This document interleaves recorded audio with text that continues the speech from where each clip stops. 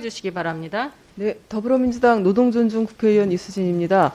박정훈 라이더 유니온 위원장님 앞으로 나와주시고, 박하진 노동부 정책실장님 들어오셔서 이쪽 다른 쪽으로 좀 서주시고요. 그리고 박두용 안전보건공단 이사장님 계시죠? 자, 실장님은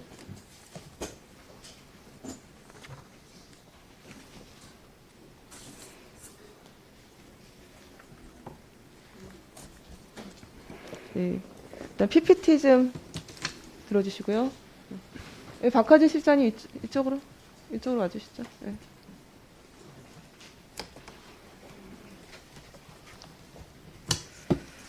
그 PPT 좀 봐주시고요. 보시듯이 그 배달 종사자 교통사고 및 산재 발생 건수가 급증하고 있습니다.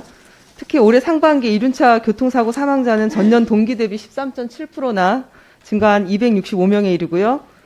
근로복지공단이 제출한 자료에 의하면 올해만도 8월까지 배달 중 교통사고로 산재 승인된 배달 라이더만 558명에 이릅니다.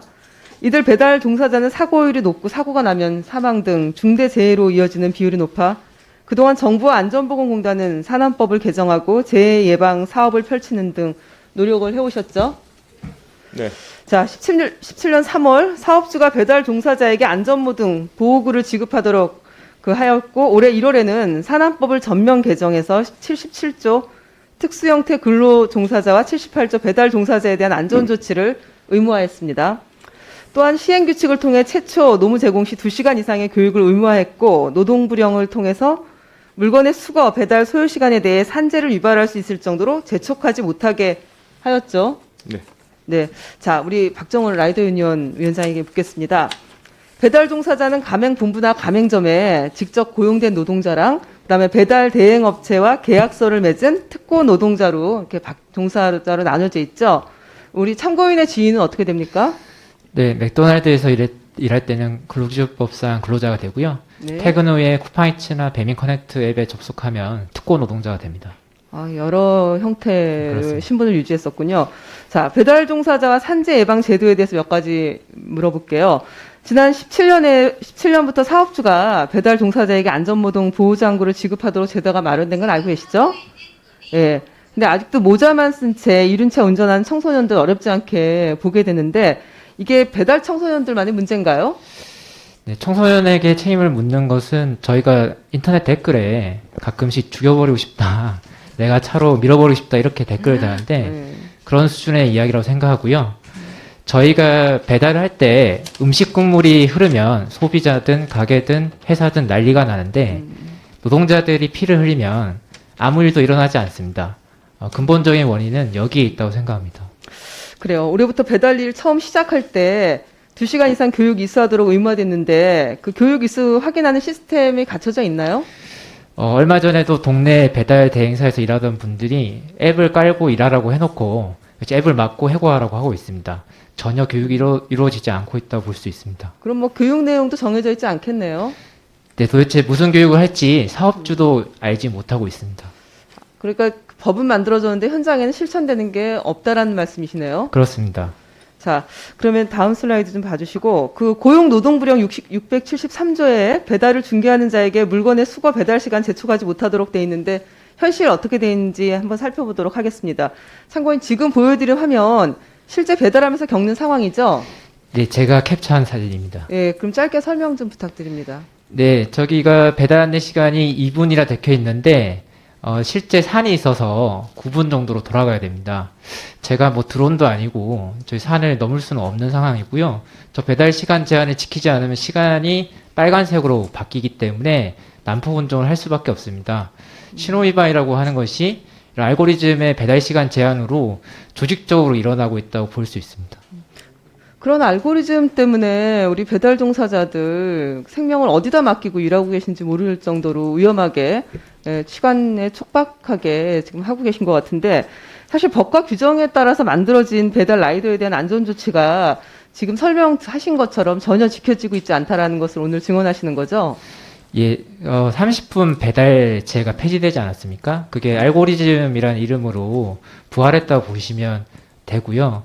저 알고리즘의 반영에 뭐 고층 건물이라든지 비가 오거나 혹은 도로 상태가 전혀 반영되지 않기 때문에 노동자들이 난폭 운전을 할 수밖에 없고, 심지어 저한테 난지 주차장으로 배달을 하라고 해서 알고리즘이 저는 강변북로를 이 오토바이로 타는 불법을 저지를 수밖에 없었습니다. 알겠습니다. 그 현실을 잘 설명해서 감사하고 자리에 들어가셔서 좋겠습니다. 자, 박두용 안전보건공단 이사장님. 네. 올해 3월부터 공단에서 126개 퀵서비스업 대상으로 산안법 77조 준수 여부에 대해서 점검하셨죠? 네.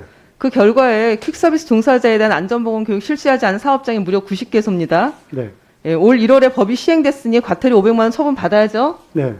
그 위반 시 과태료 1,000만 원 처분에 해당하는 운전자에게 운전 준수사항 정기적 고지 위반 사업장 이게 13개소, 배달 소요 시간 제한 금지 위반 사업장 6개소, 이륜차의 정기적 안전 상태 확인 및 탑승 제한 위반 사업장이 5개소입니다.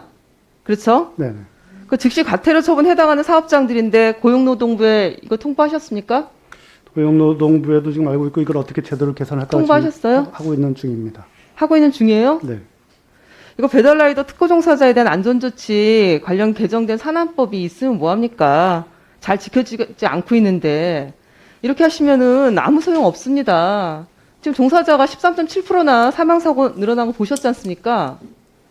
박하진 노동부 정책실장님, 그 올해 상반기만 이륜차 배달 중 사망해서 산재 승인된 분이 13명인데 산재보험에 미가입된 분들을 고려하면 그 수는 훨씬 더 많겠죠? 네.